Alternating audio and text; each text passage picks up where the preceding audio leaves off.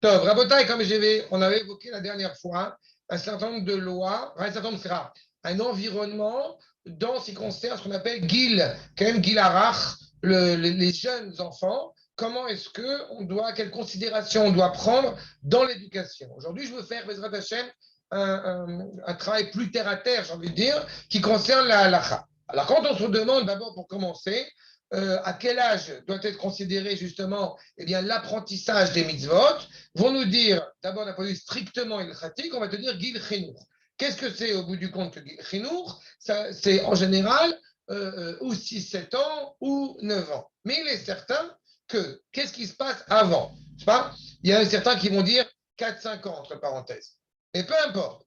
Le fait est, c'est que ce qui se passe avant et qui est fondamental, il y a Gil Mitzvot et Gil Chino. Il y a un âge, justement, où on va commencer à clairement apprendre les mitzvot aux enfants. Et comme on avait vu la petite histoire la dernière fois, à partir de quand se préoccupons-nous d'éduquer l'enfant?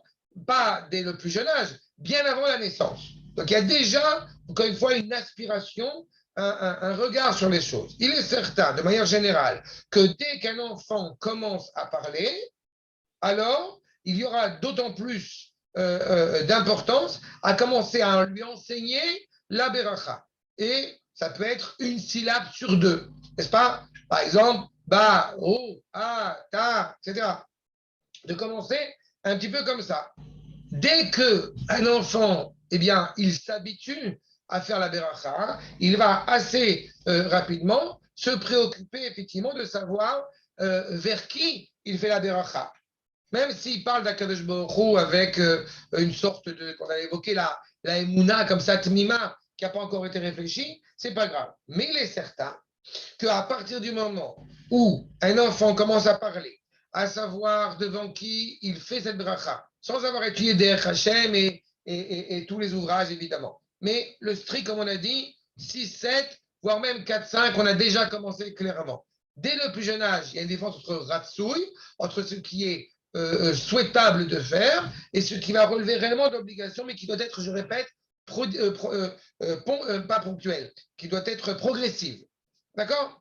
Donc, on enseigne, va nous dire, notamment dans l'Afka, leur Yorbach, on enseigne, nous dira l'oral, Nachon lechaner et aktanim, be'amirat brachot ou be'aniyat amen. On clairement que le Rav Shlomo Zalman Auerbach dit qu'il est important, il est bon d'enseigner aux enfants le fait de dire la berachot, comme je l'ai dit, de manière moitié ou encore une fois, ou juste terminer la beracha, et aussi à répondre Amen. Même si les Ktanim, nous dit le Rav, lo yigiu le gil chinour. Minak tov hu, kedel argilam bedivre kedusha. Donc, ne nous mettons pas en tête que si l'enfant n'a pas acquis intellectuellement une certaine connaissance, alors il ne faut pas lui faire les brachas. Certainement pas. De la même manière que vous avez une problématique similaire, et on y reviendra, concernant le nom d'Akadosh Baruch Hu. De manière générale, certains vont dire, il ne faut pas prononcer le nom d'Akadosh Baruch Hu en vain. Et pourtant, le Mélamed, et vous en tant que père de famille, et aussi vos épouses, les mères respectives, quand elles enseignent une bracha à l'enfant, n'est-ce pas? Eh bien, elles diront clairement la bracha, et elles diront clairement le nom d'Akadosh Baruch Hu, sans se préoccuper si c'est les vatala ou non, parce que ce n'est pas les vatala. D'accord? Ce n'est pas les vatala, puisque justement, on veut éduquer un enfant à savoir prononcer le nom d'Akadosh Baruch Hu correctement. De la même Ah, manière, okay, à chaque fois, c'est de façon générale, quand on fait un limud Torah, on peut évoquer le nom d'Hachem. C'est pas les Vatala? quand tu fais un limoud et que tu rappelles le nom d'Akash Borou, tu peux dire Hachem. Mais si tu dis le nom du pasouk, le pasouk total, complètement, selon le Rachamim, tu peux dire le nom d'Akash Borou sans aucun problème. D'accord. C'est ce que dit Rabbi Shalom aussi sur l'évocation du nom d'Hachem. Tu dis un pasouk Shalem, tu peux dire le nom d'Akash Borou. Encore une fois, tu n'es pas obligé de le dire, mais ce n'est pas interdit de le dire. D'accord. Ok. D'accord? Mais concernant encore une fois les enfants, il est évident que cela est important Et, euh, parce que justement, on est en train de toucher la Torah d'Israël et un enfant, c'est une éponge. Donc il et par reçoit exemple, clairement ça. Par exemple, en ce moment, mon fils, on fait que toute la journée, tous les matins et tout ça, on lui apprend le schéma Israël, machin, Shem Eloheinu, Hashem Echad. Par exemple, on les Eh répète 20 fois, genre. ben, Il c'est n'y a pas grave. aucun problème de dire le nom d'Hachem dedans. Si c'est 20 fois, c'est un problème. C'est ça, parce qu'on l'apprend à Si chaque tu fois, il met dis la main. 50 fois, mais si tu dis 50 fois, c'est pas un problème. Ok. T'as compris? C'est le chinour, c'est le chinour. Dès qu'un enfant il commence à manger du pain, on lui apprend la Kriyat Shema. Donc il apprend au fur et à mesure. Et il dira un verset sur deux, il dira la moitié du verset. Et non, non, léat. De la Ouais. même manière que si tu n'amènes pas, c'est le premier point. Donc il est clair que concernant l'âge, ça peut varier, comme je l'ai dit, entre 6, 7 ou 4, 5, mais il est clair qu'il est de toute façon recommandé dès le plus jeune âge de commencer à l'habituer, encore une fois, parce que je répète, c'est un enfant, c'est une éponge. Et j'avais évoqué l'idée que de la même manière que de parler de la paracha de la semaine, dès l'âge de une semaine, alors qu'il ne comprend rien, alors qu'il ne connaît rien, alors que ce que vous voulez, on s'en fout. Encore plus quand il commence à grandir. Parce qu'il va respecter les livres, parce qu'on embrasse les livres, parce qu'il voit papa qui est en train de parler de Avotenu, de Abba Abraham, de Israël. Tac. Et par rapport à ça, il me souvient une fois, vous nous avez expliqué comme quoi on ne peut pas, par exemple, s'énerver sur un enfant ou lui dire que c'est pas bien qu'il fasse tomber, par exemple, un téléphone ou quoi. Et quand tu fais tomber un livre de Torah, à l'inverse, on ne dit rien, genre. Ou je me souviens une fois, vous avez dit, vous avez fait un exemple d'enfant. Par exemple, des fois, par exemple, on est en train de faire Birkat, on est en train de faire n'importe quoi avec un sido ou même un livre de Limud Torah. Le petit, il arrive, il prend le livre et il fait comme ça, il met son doigt comme nous. Ou des fois, il le prend et il part avec pour jouer, comme quoi. Mais c'est bien de le laisser, même si c'était possible qu'il fasse tomber ensuite, qu'il le ramasse, qu'il le refasse tomber, qu'il le ramasse, etc. Ou en mode, vaut mieux pas parce que c'est pas un jeu quand même. D'abord, ce n'est pas un jeu, mais dans la méthode que tu vas utiliser, surtout dès le plus jeune âge, c'est pas, tu ne vas pas lui retourner une claque à cause de ça. Non. D'accord? Mais on va y revenir là-dessus. Mais il est certain que quand on touche, au risque de que ça paraisse peut-être un peu théâtral, mais quand on touche à Sefer Kodesh, il doit y avoir un respect exceptionnel à l'égard de ce Sefer Kodesh. Que ça soit Koasu Rachamenu, que ça soit Parasha Mesaperetli, ou que ça soit un Orota Kodesh. Parce que quand tu touches le livre, il y a un ton à avoir. Maintenant, on prend le livre, on prend le Sefer Kodesh. Allez, on donne le bisou sur le Sefer Kodesh. On ne joue pas avec le Sefer Kodesh.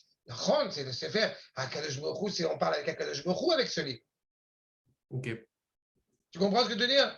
Il faut qu'il y ait un sentiment qu'on ne parle pas de n'importe quoi. Justement, ce n'est pas un jeu. Parce que des fois, par exemple, je fais Birkat, je le prends sur mes genoux, par exemple. Et donc, C'est j'ai le très bien. livre comme ça dans les mains. Et il adore tenir le livre dans les mains, mettre son doigt comme si moi, je mettais mon doigt. Mais des fois comme ça, il tourne la page un petit peu, ça l'abîme, ça C'est pas truc. grave. C'est pas grave.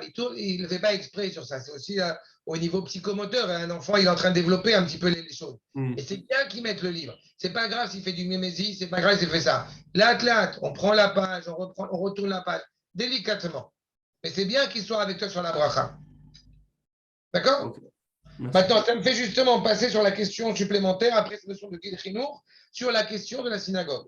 On a un petit peu évoqué dans le passé, mais je tiens à y revenir dessus encore une fois au niveau de la halakha. Il est évident que partant de cet Mais, esprit, donc Arabe, Michael Arabe, juste pour réexpliquer ce qu'a dit Noam à propos de, je pense que j'étais pas là au cours, quand vous l'avez expliqué à propos du téléphone et le livre, si il fait tomber le téléphone, il fait tomber. non, je dis que de manière générale, il doit y avoir un ordre de priorité. Et quand malheureusement, certains parents peut-être auraient tendance à s'énerver parce que l'assiette de grand-mère que l'enfant, sans faire exprès, a jeté par terre, elle s'est brisée. Et quand il y a un livre de Gemara qui est tombé par terre, alors on est soudain beaucoup plus tolérant et beaucoup plus souple. Ben, je pense que ce n'est pas une bonne idée d'éducation. Je pense que l'enfant, étant donné que c'est une éponge, il perçoit ce qui est important aux yeux des parents. S'il voit comment tu t'énerves parce que l'enfant il a brisé un verre, et que quand il y a un Sefer Kodesh qui est tombé par terre, alors tu es beaucoup plus tendre et beaucoup plus calme, et ben ça veut dire qu'aux yeux de l'enfant, le verre a beaucoup plus d'importance que le Sefer Kodesh. Donc à mes yeux, mais encore une fois, ça n'engage que moi, à mes yeux, il est beaucoup plus important, sans être absolument énervé et perdre de vue la valeur des choses, mais à mes yeux, il est beaucoup plus important que quand un verre se brise, eh bien, on s'en fout. Surtout, on est inquiet que l'enfant, ne soit pas mis en danger, fais attention, ne marche pas pieds nus parce que tu vas te couper, etc. Alors qu'un Sefer Kodesh, on va être beaucoup plus pointilleux à lui dire, mais fais attention, embrasse le Sefer. Ramène, tu te rends pas compte de ce que tu as fait. D'accord? C'est dans cette idée-là que j'avais évoqué. Mais encore une fois, en fonction de l'âge, de le faire avec évidemment énormément de douceur quand on est tout petit. Mais il faut que ce soit clair, que ce soit dit quand même. D'accord? Maintenant, concernant la question de la synagogue, il est évident que si on n'élève pas un enfant donc d'abord au niveau des brachot, et puisqu'on veut l'habituer aussi à faire des brachot, il en est de même concernant le fait d'aller à la synagogue. Si on n'amène pas un enfant à la synagogue, alors il n'aura jamais ce respect de la synagogue. Mais si on l'amène trop tôt, alors ça peut être dangereux. Parce que justement, il ne va pas savoir se comporter pour aller à la synagogue. Donc, comment est-ce que on va l'éduquer à la bonne mesure pour qu'il aille justement à la synagogue? Eh bien, il sera recommandé, d'un point de vue encore une fois pratique, d'abord de l'amener de temps en temps à la synagogue, pas tout le temps. Ensuite, dans la manière de l'amener à la synagogue, là, encore une fois, il y a une démarche pédagogique, c'est-à-dire que on va mettre le beau vêtement, on va à la synagogue, donc on ne prend pas un ballon, on ne prend pas un vélo, on ne prend pas la poupée, on ne prend pas je ne sais pas quoi. Non. On emmène l'enfant à la synagogue, ça veut dire qu'il a compris que quand on va à la synagogue, on doit savoir se comporter correctement. Ça implique deux choses. Ça veut dire que, et ça c'est toujours important de l'avoir en tête, en allant à la synagogue, il aura pris son sidour pour enfants, un livre de Kodesh, comme j'ai dit, à Parasham et Saperetli, n'importe quoi, mais un sefer qui va pouvoir feuilleter. Juste avant, vous parlez des enfants vers 2-3 ans comme ça. Quel ça dépend de l'âge. Non, même un peu plus âgé. Même un peu plus âgé. Tant qu'il ne dérange pas, c'est ça ce que vous avez dit la dernière fois. Pardon? Tant qu'il ne dérange pas le petit beau. Exactement. Okay. Un problème d'un enfant qui va à la synagogue avec une couche, c'est un problème. Voilà, si tu veux le référent plus ou moins exact, un enfant qui va à la synagogue, je sais que ça se fait, alors au moins qu'il ne dérange pas. Et la point de vue ilchatique, un enfant qui va à la synagogue avec une couche, ben c'est un problème. Et c'est jusqu'à quel âge à peu près une couche? J'ai aucune idée, moi. Ça dépend de l'âge. En général jusqu'à 4-5 ans facile, un enfant il a encore la couche. Ah ouais. Plus ou moins, quoi. Tu commences à le libérer au fur et à mesure. Ça dépend encore une fois des enfants. Chez chacun avec selon sa capacité, selon sa maturité. Disons qu'il est au GAN. En général, vers 4 ans, il a déjà moins la couche. Normalement, il a moins la couche. Mais ça arrive, c'est pas grave, c'est pas un drame. Le seul truc, c'est que c'est par rapport au respect de la Gdoucha, de la synagogue, que c'est quand même un problème. Mais si, encore une fois, vous l'amenez malgré tout à la synagogue, parce que vous voulez l'habituer, parce que vous voulez alléger votre épouse, peu importe quelles sont les raisons, alors moi, qui ne dérange pas. Mais là, je parle dans le cadre, encore une fois, on veut commencer, pratiquement parlant, à l'habituer à aller à la synagogue. Et dans ce cas-là, comme j'ai dit, ça implique plusieurs choses. Ça implique la préparation, comme j'ai dit, on met le beau vêtement pour aller à la synagogue, parce qu'en général, ça va être les jours de fête et Shabbat. On ne va pas forcément l'amener à la synagogue en plein milieu de la semaine. Première chose. Deuxième chose, on ne prend pas le ballon, on ne prend pas le vélo, on ne prend pas tout un ensemble d'objets qui sont des objets qu'on va utiliser en général quand on va aller au GAN ou quand on va aller au parc, etc. Avec cette optique, justement, eh bien, c'est sympathique, on va aller jouer, on s'éclate à la synagogue. Non, à la synagogue, on ne s'éclate pas. À la synagogue, on y va pour rencontrer Akadosh Baruch Hu, pour parler avec Akadosh Baruch Hu. Si je le dis au moins, la base fondamentale. Ça veut dire que quand il va à la synagogue avec le livre, comme papa, avec le beau costume, comme papa, et qu'il s'assoit à côté de papa et qu'il écoute et qu'il est là, alors, il faut savoir aussi dans quelle mesure l'enfant, je répète, va savoir se comporter. Ça veut dire, première chose, de manière générale, c'est toujours important de voir les parents comment ils se comportent pour essayer de comprendre pourquoi est-ce que les enfants ils se comportent de telle ou telle manière à la synagogue. D'accord? Mais il est arrivé il y a quelques années de cela, et je l'ai fait plusieurs fois d'ailleurs parce que ça m'amusait tellement pas, de demander aux enfants, pourriez-vous demander s'il vous plaît à vos parents de vous taire parce que je fais un Dvar Torah et ça dérange. C'est ça. Je suis navré, quoi. Mais quand les gens ils se plaignent pourquoi que les enfants ils font du bruit à la synagogue, on va regarder d'abord comment est-ce que les parents ils se comportent. Ça, c'est la première chose. Maintenant, au-delà de ça, il faut aussi comprendre qu'une fois que l'enfant il a plus ou moins bouquiné, passé les pages de tout le livre que tu lui as rapporté, c'est-à-dire il va le refaire une deuxième fois. Peut-être s'il est capable, s'il est vraiment bien élevé, peut-être il va être vraiment calme. Mais il faut aussi comprendre que pour un enfant, eh bien, une prière peut apparaître très, très longue. Donc, il faut savoir aussi sur quoi il va venir et sur quoi vous le faites venir. Quand mes enfants étaient petits, alors, par exemple, je vais les encourager à rester pour l'Echadodi et la première strophe de la Kriyat Shema. Parce que, encore une fois, ils s'habituent, ils commencent à s'habituer à le faire. Tous ces passages, encore une fois, où on chante pendant la tefila. Il est évident que dans ce cas précis, ce sera bien. Mais si on sent que l'enfant a du mal à rester toute la prière, alors il faut essayer de voir si peut-être, où il y a un parc à côté, où il y a des copains à côté, où il y a un endroit où il peut là, où votre épouse, elle est là, parce qu'encore une fois, il y a un devoir pour vous, mais ce n'est pas forcément un devoir justement pour la mère en tant que mère. En tout cas, trouver des astuces, trouver des alternatives pour que justement, eh bien, l'enfant puisse être capable de se comporter convenablement à la synagogue. Et je répéterai jamais assez, c'est toujours l'importance d'évoquer aux yeux de l'enfant que c'est un srout d'arriver à la synagogue. On va dans le palais du roi. Grave, les alternatives, par exemple, parce que je sais que moi, je me souviens, ça se faisait beaucoup en France, parce que les alternatives, justement, à l'inverse de ce que vous avez dit, le ballon, etc. Je me souviens en France, beaucoup, les parents, ils disaient, voilà, tu restes pendant le schéma, tu reviens pendant la Hamida, le reste, tu peux être dehors en train de jouer au foot, mais ces moments-là, tu viens. Si un enfant il est suffisamment grand pour jouer au foot, il est suffisamment grand pour être à la prière comme il se doit. D'accord? Ouais. Il faut quand même avoir en tête qu'en Kita Aleph, donc 6-7 ans, d'accord, il est déjà à l'école. Donc j'insiste sur ce point. Ce n'est pas à 6-7 ans que j'évoque l'évocation de faire les Khadadi et Kirat Shema. À 6-7 ans, je m'attends à ce que l'enfant il soit concentré sur la prière comme il se doit. C'est pas shoot. C'est progressif. Mais il est évident qu'il est assis à côté de papa. Ouais. Cette éducation aujourd'hui qui n'existe plus parce qu'on veut absolument, le père il prie dans une synagogue et le fils il a prié ailleurs, parce qu'il y a le mouvement de jeunesse, parce qu'il y a ce que tu veux. Je ne suis pas du tout friand de cette conception-là. D'accord? J'ai un fils. Pour les filles, laisse tomber, c'est encore un autre sujet. Mais je parle pour les garçons. Pour les garçons, le soir de Shabbat à Rako, on va renforcer les synagogues parce que malheureusement, c'est Minyan à la casquette, sinon les Arabes ils vont prendre la synagogue. Alors on va renforcer. Et mon fils, il a 14 ans et j'ai prié avec lui à la synagogue. Ça va. Et on est ensemble, et voilà. Et en plus, je fais un Torah et machin. Et il sait. Et lui-même, il veut venir avec moi. Donc tant mieux. Il y a une certaine conception encore, il y a un échange même de manière générale.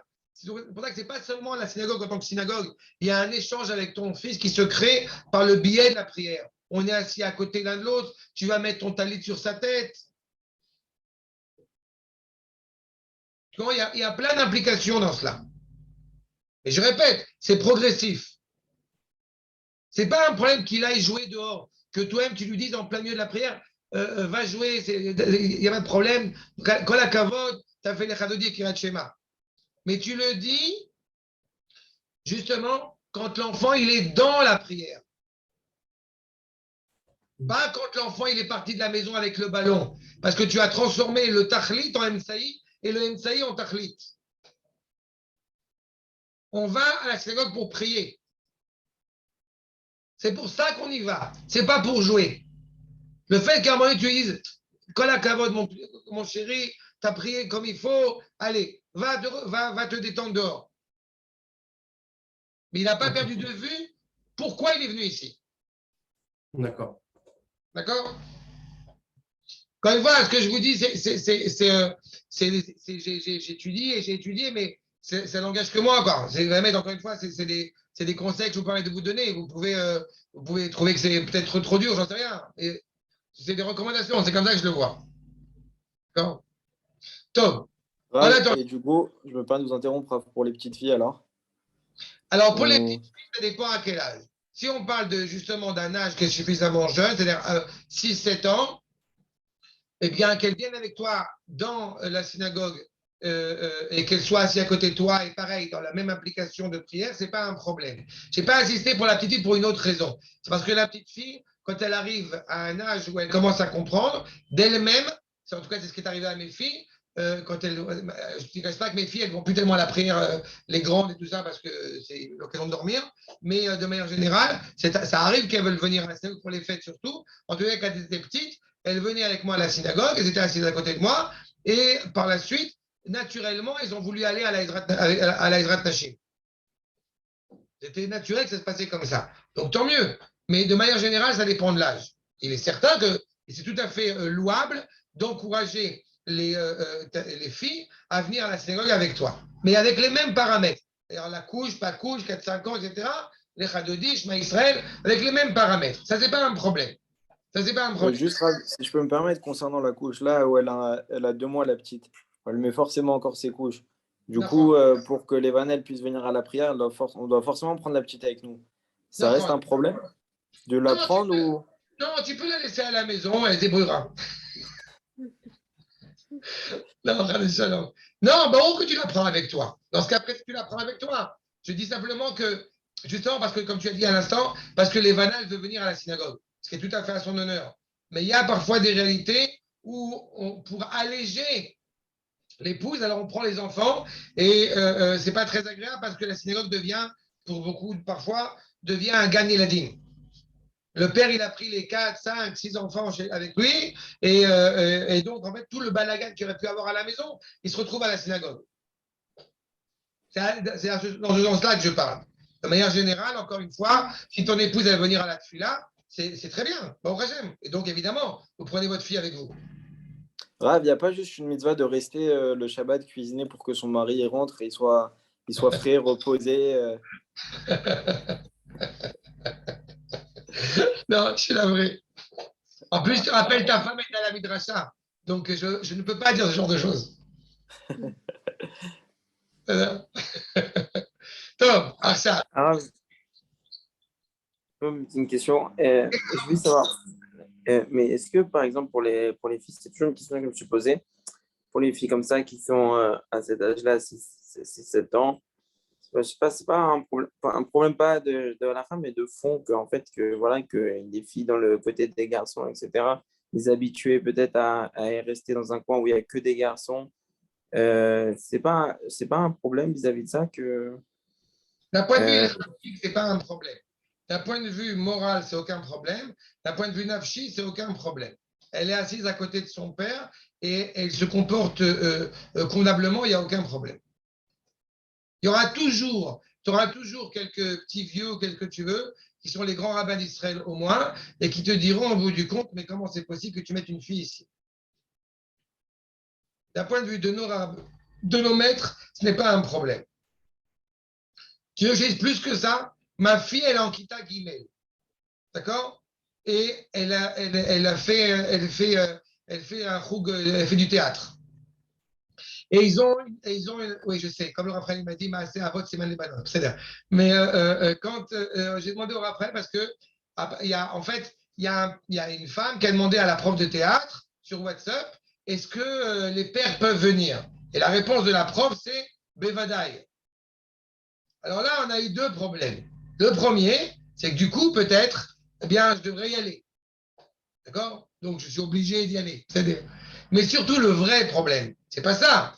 Le vrai problème, c'est que ma fille, quand elle a entendu parler de cette histoire, que les pères venaient, etc., elle a failli se rétracter. Parce que pour elle, bon, Rachel, il est hors de question que ma fille, elle apparaisse devant des hommes. Pourquoi je te raconte ça? Au jeu de ma fille. D'accord? Ce qui est un jeu très compliqué parce que si une petite fille, elle te dit non, non, moi je veux sniout ma adrine, machin, je ne bouge pas. Donc qu'est-ce qu'on fait? Je vais voir le Rav Hananel, je lui demande. Et il me dit clairement, d'un point de vue ilkhati, il n'y a aucun problème. Le problème, c'est qu'effectivement, si Baruch Hashem, ta fille, elle ne veut pas aller au FIA, alors là, à quelle aléa? Ma femme, elle s'est assise avec elle, elle lui a dit, écoute, le Rav Zini, il a dit, c'est pas un problème, pour l'instant, c'est pas grave. Mais, je dis, si le Rav Zini l'a dit, alors c'est bon, c'est des enfants, des produits orvéchois, on n'est pas du terroir. Mais en tous les cas, c'est ça. Tu comprends? Donc je te dis, si en Kita Gimel, ce n'est pas un problème, alors qu'elle va remettre en Kita Aleph. Mais il est évident qu'elle va, pareil, comme je disais, le costume, elle va arriver en beau vêtement de Shabbat, évidemment. Ça noie, ça, bon, ça je peux t'expliquer. D'accord? Top. C'est bon? Top.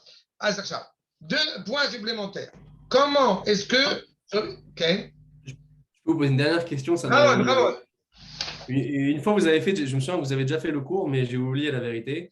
Par rapport au Kisui Roche, est-ce que, parce que j'avais entendu ça il n'y a pas longtemps et je ne savais pas si c'était aussi votre avis, enfin l'avis du Rav surtout, qui est le même. Est-ce qu'une fille qui est, par exemple, qui a 18 ans, par exemple, qui n'est pas mariée, quand elle fait une bracha, etc., est-ce qu'elle doit se mettre la tête couverte, genre? Pas chez nous. C'est pas la peine. Ok. Si elle n'est pas mariée, il n'y a pas de problème. Pas de raison. Elle Chez rentre les à la Juifs synagogue, yéménites, etc. non, non. Chez les Juifs yéménites, il y avait un minag comme ça qui était Mekoubal, que dès la jeune fille, dès l'âge de 3 ans même, comme elle est apte à se marier, donc il faut qu'elle ait ça, mais on n'a pas besoin de ça. Et une femme qui est mariée, par contre, mais qui n'a aucun homme à la maison, par exemple, Peu s'il y a une importe. bracha, etc. Hein? Si une femme qui est mariée et qu'elle doit faire une bracha, elle se couvre la tête. Même si elle est seule, par exemple. Voilà. C'est une question de Hirat Shamayim. C'est pas que pour son mari, c'est pas aussi que la paix à Kadosh Baruch Hu. D'accord? Achat. Concernant donc l'enseignement des brachot, nous dit le Shulchan Aruch. Mutar lelamed letinokot brachot ketiknan. Donc on pourra enseigner les brachot à des enfants comme il est inscrit. Ve'av al pi shem mevachim levatala beshat alimud. Même si, au bout du compte, on ne s'apprête pas à manger tout de suite après, que, a priori, elles auraient un sens nul, entre guillemets, puisque c'est uniquement pour leur apprendre la bracha. Il n'empêche que. Là, vous parlez pour les parents qui ne s'apprêtent pas à manger ou même l'enfant? Même l'enfant.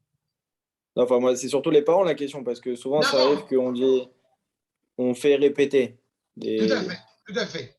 Mais il est clair que même si les parents ne vont pas manger, pour le cas où il est là, comme on a dit, à partir de l'âge supplémentaire. Mais c'est bien, par exemple, bon, je ne sais pas si votre fille, elle mange déjà je ne sais plus, à 2 mois, elle mange que du lait pour l'instant. Que de la pkaïla arabe. Hein? Que de la pkaïla, rien d'autre. Que de la pkaïla. Non, mais dire qu'à partir du moment où il y a cette notion de Shakon et Medvaro, alors ou de Boré Peri Adama, etc., alors tu peux lui dire comme ça dès le plus jeune âge, Baruch, Boré Peri Adama, sans forcément rentrer dans le cursus de la bracha, mais quand même, tu ne vas pas rentrer directement un truc dans la bouche sans qu'il y ait quand même quelque chose à répéter. D'accord? Avec le Takash Bokhu, même sans. Ah. Et je voulais savoir, est-ce qu'il y a un céder du fouillot dans les brachot? Ça veut dire, est-ce qu'on d'abord lui apprend ça sur la nourriture, ou alors peut-être les brachot du matin, peut-être la Hamida, il est clair que la première des choses, c'est le Netilat Yadayim pour des raisons multiples. Ça a besoin de on y reviendra là-dessus sur la raison de la Netilat Yadayim du matin, mais il est clair que la première bracha, à part Modéani et à part ça, c'est Netilat Yadayim. Ça, c'est pas chaud. Sur ça, tu as le Hamotzi Lechem, encore une fois, on parle avec cette nuance de dire c'est bien d'éduquer l'enfant à passer à un stade où il y a une obligation d'étudier, une obligation de prononcer la bracha. Mais tout se fait naturellement et je répète, progressivement. Tu ne passes pas du coq à l'âne. Donc, progressivement, un enfant, il s'habitue à comprendre que je ne rentre pas il est clair que la nourriture est le premier élément que l'enfant est en proximité, est en attachement. À part Netilat Yadayim du matin, il est clair que la nourriture est le premier rapport que tu as à l'égard de l'autre. D'accord? Si tu me demandes est-ce qu'il faut lui enseigner en premier Boré Miné Messamim, je te dirais non. C'est-à-dire, mais il est clair qu'au niveau de la nourriture, comme c'est la première chose avec laquelle l'enfant est en contact, donc oui, l'habituer à ne pas rentrer tout de suite dans la bouche, encore une fois. Maintenant, s'il a rentré dans la bouche dès son plus jeune âge, quand il est tout petit, tu ne vas pas lui faire une crise. C'est pareil, c'est progressif. Mais c'est bien d'enseigner à chaque fois, progressivement. Boré Peri Adama, Magaesh. Mais ça se fait comme ça naturellement et léat. Et encore une fois, même si toi, en tant que père, tu dis la bracha complètement et que tu ne vas pas manger après une pomme ou ce que tu veux, c'est pas grave. Parce que l'objectif, c'est mamash d'inculquer à l'enfant, encore une fois, de dire avec lui la bracha et nous dire à la halakha avec le nom d'Akash Baruch. C'est ce que dit aussi la Mishnah Broua. Afilu arav amechanech יכול להזכיר את השם כדי ללמד את הברכות לתינוק. שהרי על כוחך אנו צריכים ללמוד עמהם כדי לחנכם בלימוד התורה וקיום המצוות. ולימדתם אותם et ביניכם. Donc à partir de cela, même si tu dis la bracha et que toi tu ne vas pas manger après, ou que tu ne vas pas étudier la Torah après, ou que ce que tu veux, eh bien tu peux le dire quand même. Même avant chaque bouchée? Tu n'as pas entendu? Avant chaque bouchée? Pourquoi? Pour qu'il enregistre. Non, une fois, tu dis, tu dis une fois, il a dit une fois, comme tu fais pour toi. Tu ne vas pas dire, soit tu manges la pkala, tu ne fais pas le gomel. C'est ça. Ah, juste pour le Nitzat Zedaïm, je veux savoir, est-ce qu'on lui fait, même quand il ne dit pas encore la bracha, ça veut dire même depuis qu'il est nourrisson, si on peut essayer de s'organiser pour, ou alors on attendra un petit peu plus, qu'ils grandissent seulement, qu'ils comprennent, enfin, je sais pas. Dès le plus jeune âge, dès qu'il naît, dès qu'il se lève le matin, mais on va arriver à la bracha de l'été d'Aïm. Je ne l'ai pas encore évoqué en profondeur, on va y arriver. D'accord? On reviendra là-dessus parce que l'été d'Aïm, c'est vraiment super important aussi de soulever les ta'amim de l'été d'Aïm. Et encore une fois, je parle de l'été d'Aïm du matin uniquement. Ce qu'on se passe avant le pain, c'est plus facile à gérer. D'accord? Mais on va y revenir à ça. Le troisième point que je voudrais évoquer avec vous sur le fait de dire Amen. D'accord? Le Shulchan Aruch nous dit clairement En onim Amen achar tinok. A priori, une fois qu'un enfant, puisqu'il n'est pas encore, éventuellement il est en Gil Chinour, mais pas forcément Gil Mitzvot, parce que Gil Mitzvot, c'est clairement 13 ans, pour un garçon et 12 pour la fille. En tous les cas, a priori, le Shulchan Aruch te dit qu'on n'a pas forcément on n'a pas à répondre Amen après la bracha d'un enfant. Parce que Davka Besha Shelomed Abrachot Lifne Rabo. Quand il va apprendre les brachot, aval, Besha Shemevarchim Liftor et Atzmam, Kevan Shebne Chinuchem, Onim Achareem Amen. Donc quand on aura quand on apprend la bracha à un enfant et que Torquedé comme ça, alors l'enfant il va commencer à dire la bracha juste pour apprendre, on ne dit pas Amen. Mais une fois qu'il fait la bracha, qu'il est en train d'apprendre, il est en train de clairement de faire la bracha pour accomplir une mitzvot, en l'occurrence de manger, tout ça, alors on peut répondre Amen sans aucun problème. Mais là encore, ça veut dire que quand un enfant il fait la bracha avant de manger, on répond clairement après lui, après sa bracha, Amen. Mais pourquoi est-ce que d'un point de vue justement ilchatique, eh bien nous dit le Rav Shlomo Zalman Auerbach, même si on n'est pas obligé d'un enfant qui a donc 4-5 ans et qui est en train de faire une bracha, il n'empêche qu'il faudra malgré tout, nous dit le Rav Shlomo Zalman Auerbach, de dire un Amen un peu megumgam comme ça, à une approximation du Amen. Pourquoi? Parce que l'enfant, quand il a fait une bracha, il faut qu'il s'habitue à voir que aux yeux, justement, eh bien, des parents, sa bracha, elle a une valeur. Et quand on dit Amen, l'enfant, il comprend qu'il a fait quelque chose d'important, de bien, et qui va le renforcer dans la Avodat Hashem. Donc même si je répète, il n'y a pas d'obligation au niveau de, quand il est simplement en train d'apprendre la bracha, c'est bien de le faire quand même. Et quand il fait la bracha, ce qu'elle va chomer. Quand il fait la bracha, c'est pas shoot pour manger, pour s'acquitter d'une mitzvah, de répondre Amen après. Inutile, évidemment, c'est pas à vous que je vais l'apprendre, qu'il y a, non seulement il n'y a aucun problème, mais de dire Baruch Baruch Shemo, il n'y a pas de FSEC, il n'y a pas de je sais pas quoi. Ça, c'est pas shoot, je n'ai pas besoin de vous l'expliquer. J'espère, je vais vous l'expliquer. Ah. Okay. Et est-ce que pas juste d'apprendre aussi la bracha et lui-même et dire Amen après sa bracha? C'est pas un problème. Enfin, je veux dire, est-ce que il faudrait le faire à voix basse, le Amen? Ouais. Non, comment on le fait? Parce que tu l'apprendras aussi. De la même manière que quand il fera, la bracha, alors justement, dès son plus jeune âge, eh ben, tu lui apprendras par la suite que ce n'est pas la peine de dire Amen après sa propre bracha, alors il apprendra. Ce n'est pas un problème. Ah, c'est quoi le problème de dire Amen après la bracha d'un enfant, mais il dit une chinour? Si on peut dire même le Shem Hashem, pourquoi on ne pourrait pas dire Amen à ce moment-là? Non, parce que tu t'acquittes pas de la mitzvah. Il y a un problème de dire Amen après la halakha, que ça fait une répétition. Le Shem Hashem, il est pas, c'est pas un problème de le dire parce que c'est pas les vatala. Alors que Amen après une bracha, c'est les vatala. Si au bout du compte, il n'y a pas de bracha vraiment. Tu Ok. comprends? Le Shem Mhm. Hashem, comme c'est le Shem Hashem, tu le prononces parce que justement, il apprend les choses comme il se doit, pas Meshoubash, pas erroné, quoi. Ok. Alors que Amen, tu n'as aucun raison de dire Amen, tu dis Amen sur quoi? Sur une bracha qui n'est pas une bracha. En tout cas, pas encore. J'ai compris. D'accord? Achav, Rabotai, je voudrais juste terminer sur le point qui a été soulevé, la Netilat Yadayim. Bezrat Hashem. Donc, Netilat Yadayim, pour bien comprendre cela, nous disent les Raphaïm, trois sens de Netilat Yadayim. Selon le Roche, le Netilat Yadayim du matin, c'est une préparation pour dire la Kirat Shema et faire la Tfila. Okay? C'est-à-dire que, justement, comme pendant la nuit, les mains ont touché des endroits qui étaient recouverts ou qui n'étaient pas forcément propres, alors il faut nettoyer ses mains de bon matin pour pouvoir après dire la Kirat Shema et faire la Tfila comme il se doit. Selon le Rashba, le matin, on est comme une nouvelle créature, Bria Khadasha. Par conséquent, Khadashim le Bakari Bemunatecha, Rabba Emunatecha. Donc, on doit remercier Akadosh Baruch Hu de nous avoir créé chez Baranou l'Irvodo pour le servir, pour les Varech Lishmo, etc. Donc, on fait le Netilat Yadayim, on s'élève les mains comme le Kohen dans le Beth Amikdash.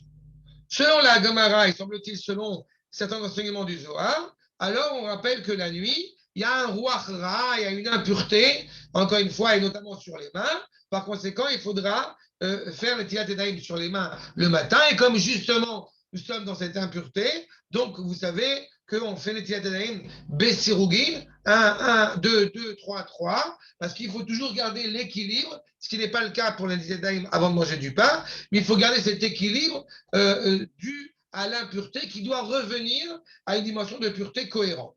Vous comprenez que selon ces trois éléments-là, a priori, selon le Roche, eh bien, il n'y aurait pas besoin de faire des Tilat Yadayim pour l'enfant dès son plus jeune âge, à moins qu'il s'apprête à faire la lecture du schéma et la Hamida. C'est-à-dire, mais cependant, on ne va pas aller dans ce sens-là. C'est-à-dire qu'il est clair qu'il faut y aller progressivement. Encore une fois, j'ai dit plusieurs fois sur progressif pour que ce soit bien, j'ai envie de dire, acquis. Et donc, l'enfant, dès le plus jeune âge, pour reprendre la voix tout à l'heure, dès le plus jeune âge, chez un bébé qui se réveille, alors oui, on va faire le Tilat Yadayim, mais encore une fois, purement symbolique, j'ai envie de dire, pour l'habituer à que c'est évident quand on se lève le matin, tac, tout ce qu'on fait, c'est justement eh bien, de se purifier les mains pour pouvoir après commencer sa journée. Et c'est à mon humble avis comme ça qu'il faut l'entendre. C'est-à-dire que, encore une fois, dans la forme, c'est même dès qu'il sera même arrivé à peu près plus tôt, mais à l'âge du Gal, à l'âge du Maron, il aura un petit atlas pour ses petites mains, où il s'habitue, n'est-ce pas, pour pouvoir faire cette Tedaïm, l'athlète, encore une fois, s'habitue à le faire, dès le plus jeune âge. Et c'est pour ça que je pense que oui, quand on prend un bébé, encore une fois, pas imposé, pas forcé, mais oui, quand on prend un bébé dès le bon matin, oui, on va faire le Tilat Yadayim avec une demi-main, etc., pour s'habituer. C'est plus par principe. Mais il est évident que plus on va, encore une fois, faire ça, il faut beaucoup parler avec un enfant, de manière générale. Il faut beaucoup dire ce qu'on fait avec un enfant. Il faut l'habituer progressivement à des choses comme ça qui vous apparaissent évidentes, mais il faut être démonstratif. Et il faut le faire avec tout l'amour que vous avez à l'égard de ces mitzvot, à l'égard justement de la Torah, à tel point que ça arrive à un âge, Baruch Hashem, suffisamment grand, où il y a une évidence, c'est-à-dire qu'on ne va pas aller faire un repas, où il n'y a pas du pain à table, on va faire les Tzaïd juste avant. Ça, c'est pas chaud.